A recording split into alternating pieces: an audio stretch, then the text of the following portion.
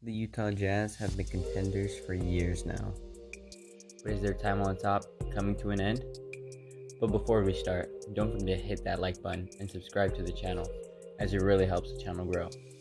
But anyway, back to the video. Since the 2016-17 season, the Jazz have been a dominant force at the top of the Western Conference. Back then, the Jazz were being led by a 24-year-old Rudy Gobert, All-Star Gordon Hayward, and George Hill at his peak. Their coach was third-year Quinn Snyder, who had the Jazz improving their record every year. But with George Hill struggling to stay healthy, the team looked a bit shaky heading into their first playoff run. That didn't seem to matter too much though, as they went up against a strong 4th-seeded Chris Paul-led Clippers team in the first round and pulled off the upset. But next for the Utah Jazz came the Kevin Durant Golden State-led Warriors, who swept the Jazz in 4 blowout games. The next season, the Jazz would come back with a whole new squad. Now that Gordon Hayward had fled for Boston and George Hill was in Sacktown, the team would be led by staple Rudy Gobert and some new additions on offense in Ricky Rubio and a rookie Donovan Mitchell. After falling all the way to 13th in the draft, Donovan would go on to have one of the best rookie years in franchise history, nearly winning Rookie of the Year before Ben Simmons beat him out for the award in a very controversial decision made by the voters.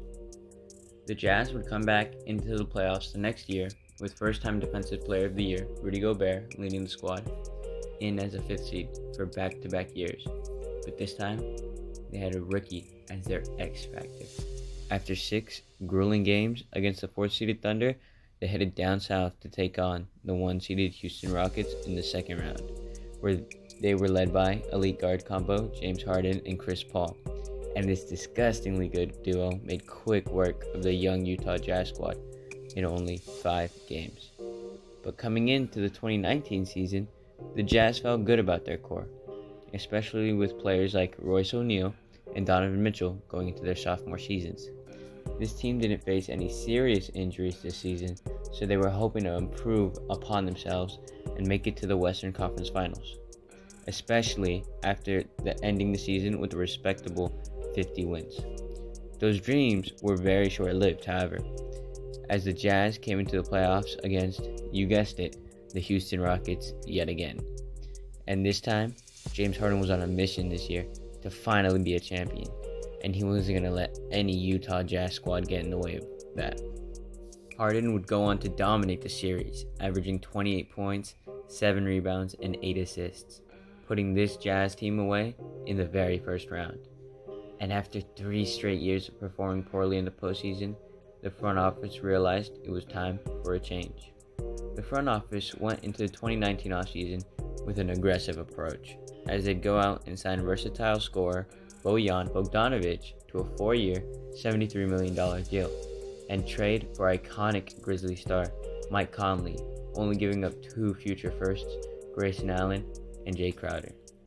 This aggressiveness would continue to persist, as only a few months later, the Jazz would go on and get some depth at the guard position with young star Jordan Clarkson. After getting this season off to a hot 32-12 start, the Jazz looked a bit worrisome, because once they came back from the COVID break, they'd end their season losing 6 of the last 8 games, which is not what you want when the playoffs are approaching. And after a long and weird season, the Jazz went into the playoffs facing 3-seeded Nikola Jokic Denver Nuggets. In the first game of the series, with only 22 seconds left on the clock, Donovan Mitchell would draw a foul and hit both free throws, tying the first game at 115 apiece. But this didn't seem to matter much, as the Nuggets would dominate OT in Game 1 and win by 10. Donovan Mitchell wouldn't take this lightly, however, as he would go on to average 25 points in the next 2 games to have the Jazz leading the series 2-1. In Game 4, one of the best playoff matches in NBA history would occur, as Jazz Donovan Mitchell and Denver Nuggets Jamal Murray would go head-to-head, scoring 50 each. And of course, this game would be a nail-biter, as the Jazz would go on to win by only 2 points. And with the Jazz leading the series 3-1, there was confidence throughout the organization that this was their year. But then, the unthinkable happened, and the Jazz would fall apart defensively in the next 2 games. All of a sudden, the series was 3-3, as the Jazz were on the verge of blowing a 3-1 lead. At halftime of Game 7, the Jazz would be trailing by 14 points and would spend the next 2 quarters crawling back into the game. Next thing you know, they're down by 2. The only thing the Jazz had was 17 seconds and a dream. But then, this happened. And yet again, the Jazz would be sent home early into the playoffs, even though there was a lot of confidence in these guys, because if they could do all that in their first year, who knew what the future would hold for them? Now, into the 2021 season, this whole squad would take a huge leap forward, as Donovan would go off to average a career-high 26 points, 5 assists, and reach his second All-Star game. As for Rudy Gobert, he'd win his third DPOY and also make an appearance in his second All-Star game. But probably the most shocking was Mike Conley, who had a breakout year at 33 years old, having one of the best three-point percentage shooting of his career. Though, more importantly, he was made his first ever All-Star game. With these three at the top of their game, they propelled the Jazz to first in the conference, setting them up against the young Grizzlies squad. After giving up the first game in a close battle with Memphis, Utah would go to work against rookie Ja Morant, winning the next 4 games in a row. Now it was time for the Jazz to play against their biggest enemy, the second round of the NBA playoffs, which they haven't been able to get past since 2007. The Jazz would match up against a real playoff team in the Los Angeles Clippers, who were carried by 2 greats in Kawhi Leonard and Paul George. This didn't seem to faze Utah early on, however, as they were able to hold Paul George to 4-17 from the field, as Mitchell went off for 45 points in Game 1. The Jazz rode this momentum as they'd go on to win Game 2, led by another Donovan Mitchell masterclass, and some help from the bench, as Jordan Clarkson would score a valuable 24 points. But in Game 3 on the road for the first time in the series, Rudy Gobert was rendered useless on the offensive side, as the Jazz were blown out by nearly 30. And a trend the Jazz have seen too often began to occur yet again. Because for the next 2 games, the Clippers would go on to bully Utah, even with Kawhi Leonard getting injured in Game 5.